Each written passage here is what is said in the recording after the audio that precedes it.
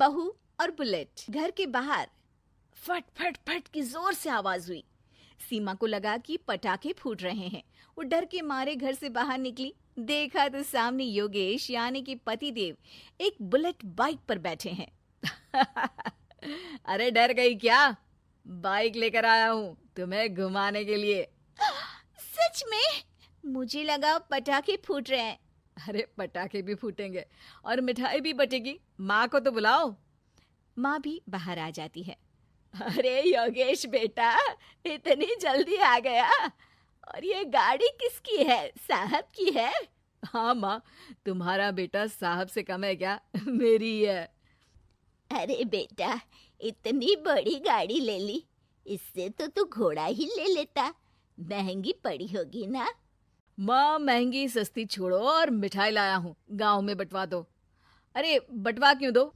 पीछे बैठो, गांव में बांट कर आते हैं। सब खुश थे। योगेश गांव के बाहर एक कोयले की खदान में मजदूरी करता था।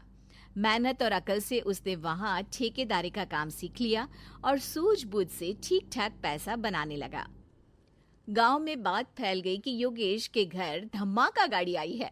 ऐसी गाड़ी पहले कभी किसी ने गांव में तो देखी नहीं थी। योगेश और माँ गाड़ी से वापस घर आ जाते हैं। बेटा, बाबूजी ऊपर से देख रहे होंगे और आशीर्वाद भी दे रहे होंगे तुझे। वो होते तो उनको भी घुमाता माँ। पूरे गांव में नाच नाच के मिठाई बांटने जाते। जैसे मैंने नाच नाच के बांटी थी जब वो अपने लिए एक साइकिल लेकर आए थे। बस बस, बाबूजी दो बात भी सुनाते कि फटफट वाली फटफटी ले आया।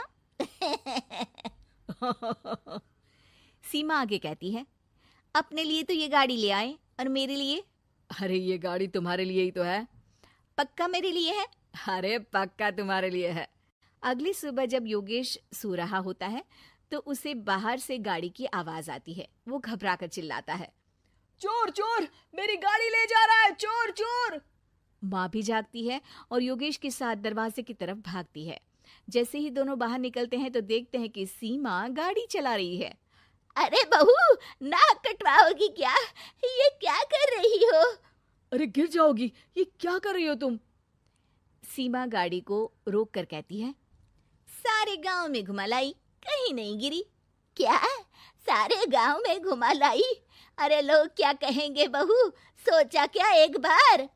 यही कहेंगे कि कितनी अच्छी गाड़ी है। अरे तुम्हारे बारे में। हाँ, कहेंगे ना कि देखो कितनी अच्छी गाड़ी पर बैठी है।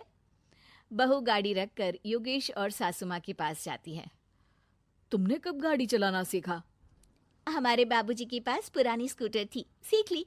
फिर स्कूल में एक मास्टर जी भी ऐसी ही गाड़ी लेकर आते थे, उन्होंने सिखा दी। हाँ हाँ, स्कूल के मास्टर आजकल यही सब तो सिखा रहे हैं। पढ़ाई का कुछ सिखाते तो कुछ भला होता।